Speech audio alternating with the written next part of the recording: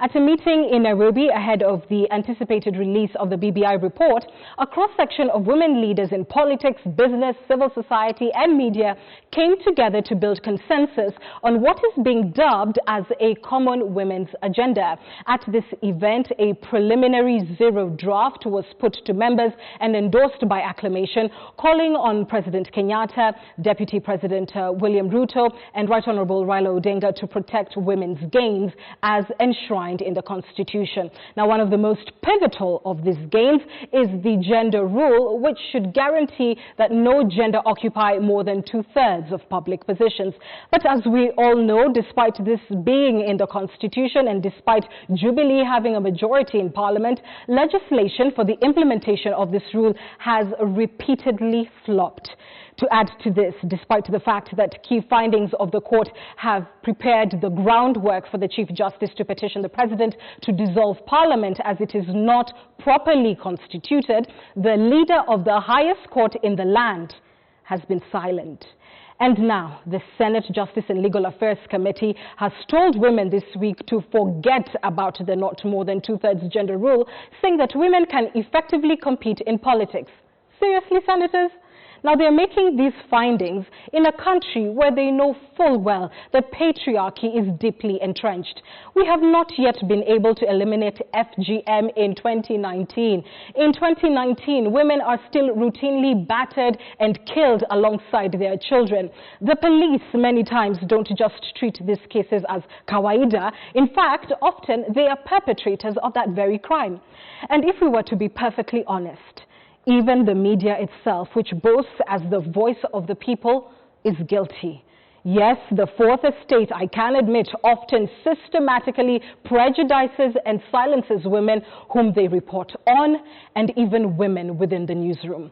That's why it is easier to see young women, young girls paraded in the media in a sexualized manner on Friday nights or half naked in magazines than to see them front page of newspapers articulating issues that concern them in a dignified manner.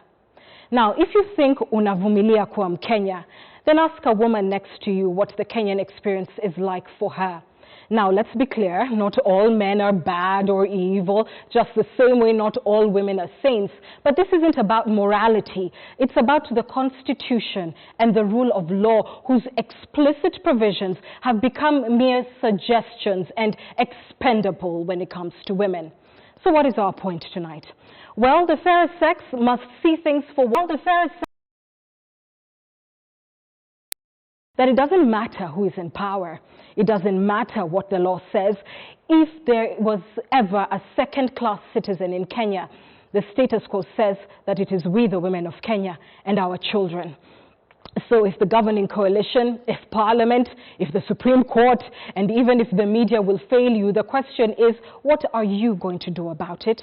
Women of this republic, we have not been invited to Kenya. We are here rightful citizens. And I'll tell you this, power isn't given, power is taken, whether in politics or in the boardroom or any institution in between.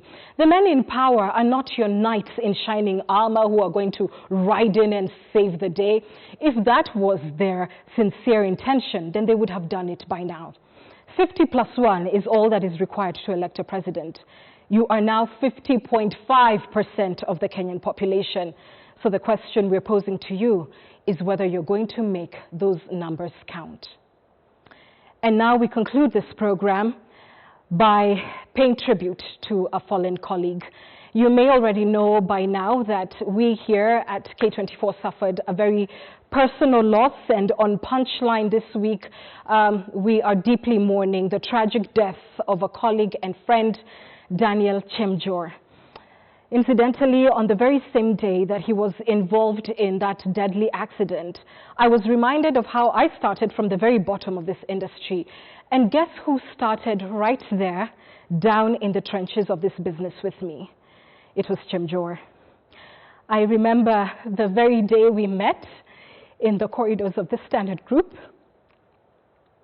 His first day there, about 13 years ago, when we both began our television careers. Excuse me. I was a bright-eyed news anchor and he was a trainee news director. And together we worked our way up to the top of this industry, and he became one of the finest news directors in the business and certainly one of the best directors I have ever worked with. We reconnected here at Media Max, and Chemjor was actually part of the team that started this very program, Punchline. He was heading home to visit his family and was later to come back from Elgeyo Marakwet County to resume his duties at the station. And I was informed tonight that he was actually supposed to be the one directing this very bulletin. So believe me when I say that each member of this team that has put on this show for you tonight feels an incredible loss. He wasn't just a colleague, he was our friend. Chemjor, we miss you. My only regret is that we never really celebrated that after all the years of hardship that we faced together in this business, how hard we worked all these years, that we never really got the chance to pat each other on the back and say to each other, well done. Who knew that the warm, unassuming guy that I met that day would become the head of directors at Media Max and would, through his career, broadcast some of the most important moments of Kenya's history. You did it, Chemjor, and you proved them all wrong. And you were first class all the way. May God's loving eye be on the very young family that you have left behind. And from all of us here, your family at K24 and here in Punchline, farewell, old friend. And good night, everyone. Bye-bye.